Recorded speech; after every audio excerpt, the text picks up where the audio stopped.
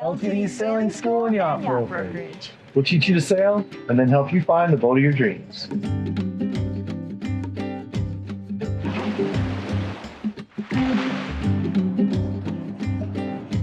LTD Sailing, living the dream.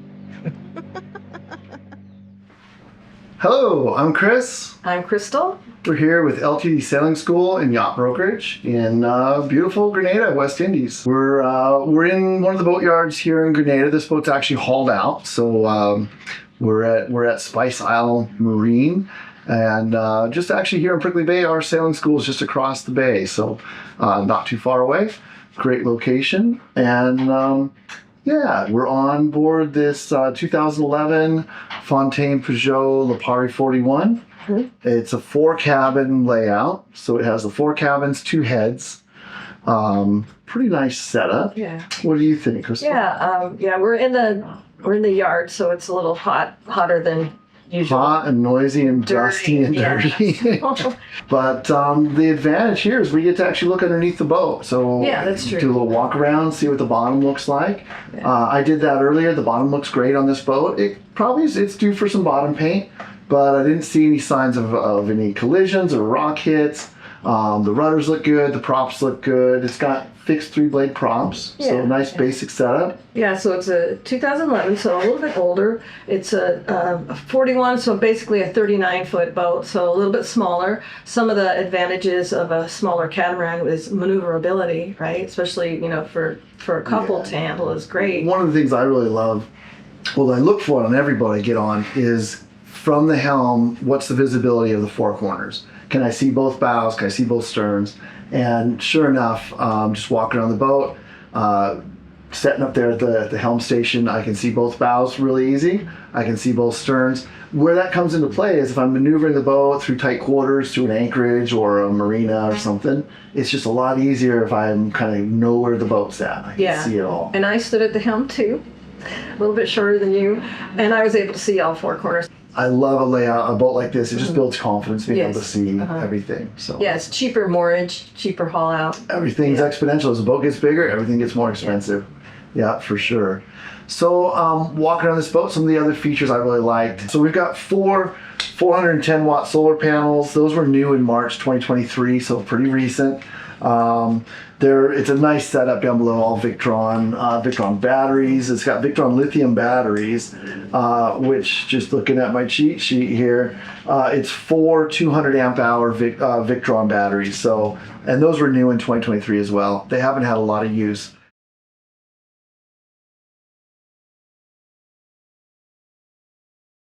So it's a really nice solar setup, really nice lithium setup. It's going to power all the systems on this boat easily, and there's a lot of room to expand. That's one of the things that they said, that this is set up for long distance cruising where you don't have to go to a dock to run your systems. Yeah. Where are the batteries located? The batteries on this boat, they're back in the engine compartment. So you open up, I want to say they're on port side. So you don't have to mess up anybody's bed. No, you don't have to mess up anybody's bed to get there. And the same with the engine access, right?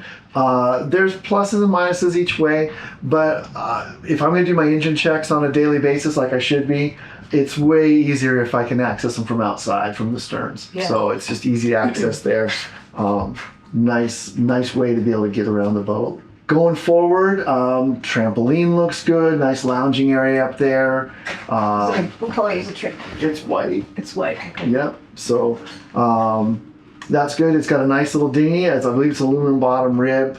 That looks like it's in good shape. It's undercover right now, but I can still see the tubes are pumped up, and nobody's messed with it for a while. So I know that dinghy's still holding there. It's under a tarp, so it's not getting UV damaged as it sits, which is nice. Yeah, one of the things I like about some of the older boats with the fit and finish is everything is round. Like the table have round edges, the windows or the hatches are round, which is better for the structural integrity of a boat. But you're absolutely right. Like underway, if I'm getting jostled around maybe by a wave or I lose my balance and I bump into something, I'm not going to hit a sharp corner and have a big old bruise in my leg, right? So it is nice. The rounded corners, it looks good. It's appealing and it's safer, honestly. Yeah. And this boat has a bit of a catwalk. Some of the boats that are under 40 feet the settees go all the way up to the end. This one has a bit of a catwalk, so you can get around and not have to crawl over your friends to get Yeah. Nice setup that way. Just good. It's a good cockpit layout. Just in general, we had one of these boats in the sailing school, right? This was one of, not the first boat we had in our sailing school fleet, but this was probably the second or third boat we had in the sailing school fleet. Was a Lipari 41. Ours was an owner's version. It had a few different features, but same boat. They sail great. And I think you had done a little comparison on some of the big manufacturers, and what did you find? So Fountaine Pajot, their production is about 150 to 180 a year. It's out of South Africa versus more than one a day. Yeah. So decent amount of boats coming out. It is a production boat, so people are familiar with them. When it comes time to resell, that's an advantage. People recognize the brand. And I would just say, out of that the big three manufacturers, I really prefer the way these boats sail. I would tell you, fit and finish on all three boats are about the same. There's not a big difference between those three. The big difference I find really is when I start looking at how they sail. Can the boat actually tack on its own? How well do they do going to wind and stuff like that?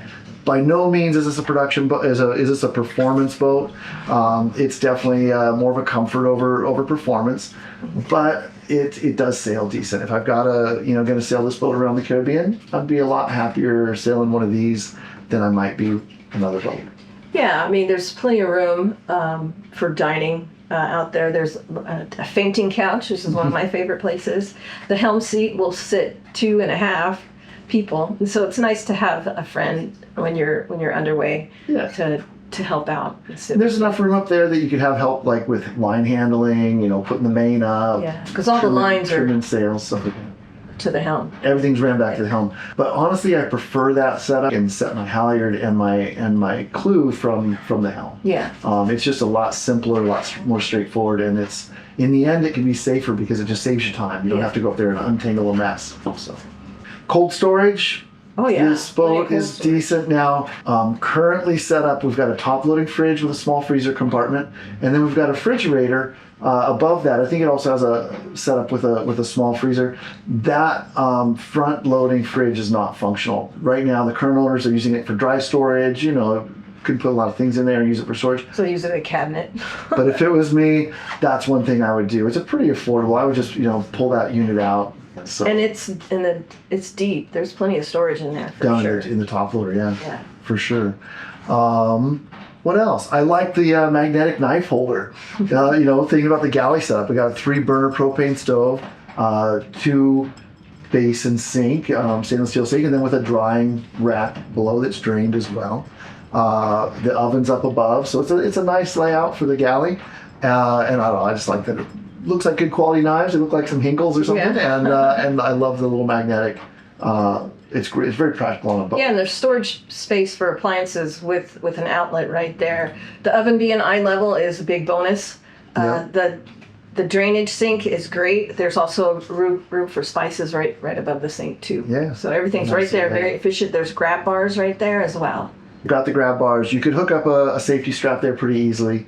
So yeah, not a bad layout at all. The nav station has 2 separate areas. I really like that because it tends to just get filled up with junk, right? Yeah. So if you keep it separate, keep it a little more organized, makes it those important keys nicer. Or the deck hatch opener, keys, stuff like that. You know where those are at. Yeah. The instruments being right there is nice, where you don't have to crouch down and try and read what it says. It's right there at eye level. Yeah. It is just one chart plotter on board up at the helm, which is the most important one, of course. There's room here at the nav station that you could add another one if you wanted to. Yeah. One feature on these boats, the way they're set up from the factory, we got the 2 cabins on each hull, and then we've got the head. And the head is split. Normally it's split into a sink and shower on one side, and then separated both the toilet on the other side. Just for practicality, I think ease of use, these guys cut out a doorway in between. So now you've really got one head on each side. It's not split up anymore. There's advantages both ways, I guess. If you're running a bunch of people on these boats, it might be nice to have somebody able to take a shower while somebody else is using the toilet.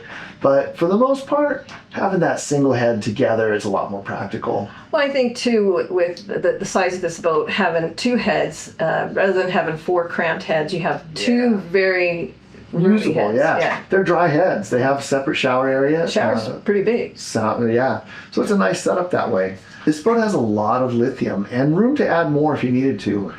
I would look into doing a DC air conditioning setup on here. Maybe 2 kind of medium-sized DC air conditioning units. You could put them down, one on each side. It wouldn't chill the boat down like a freeze you out kind of a setup, but it would definitely take the edge off. It would dehumidify, and it would make the boat a lot more comfortable. That's the route I think I would go, rather than trying to add a generator to this boat. There's room, you can do it, but if you didn't have to do it, you're eliminating one more mechanical thing, right? One less engine, one less, And the noise, at anchor is annoying. Right, sure. I might want to be cool and have that little air conditioning running to keep me comfortable, but the last thing I want to do is hear it running all night. Your neighbors will hate you. Your neighbors hate you. Your crew might hate you. So yeah, that's the route I would investigate for this boat if I wanted air conditioning. Well, and I think too, try it out before you spend a lot of money Sure. to install air conditioning. Can you live without it? Because a lot of cruisers, they don't have air conditioning. They don't want to have to worry about it. It's one system that they would have to take care of. So not having an air conditioner, not having a generator makes your life more simple. Yeah, and I would give that same advice to anybody on any of the systems, right? Try it out for 3 or 4 months. See what you like about the boat. See what you don't like about the boat. Maybe you find out, hey, you know what? Those previous owners, they actually thought this out really well. It's a great system, and there's no need to change it. But if you decide you're going to change it, that's always a possibility. Another nice feature on this boat is the water maker.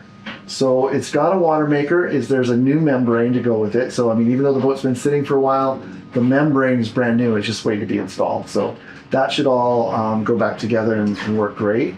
It's a small enough one. I believe it runs off the DC system, and with all the lithium on this boat, I'm sure it runs just fine. I'd want to run it during the middle of the day, kind of that 10 to 2 period, and I'm sure you'd make enough water to top your tanks up off every day. Yeah, so you got water, you got electricity. What do you need? Yeah, and a boat that's a great sailing boat. So, yeah. All right. Well, you guys, thanks for sitting in. Thanks for watching the video.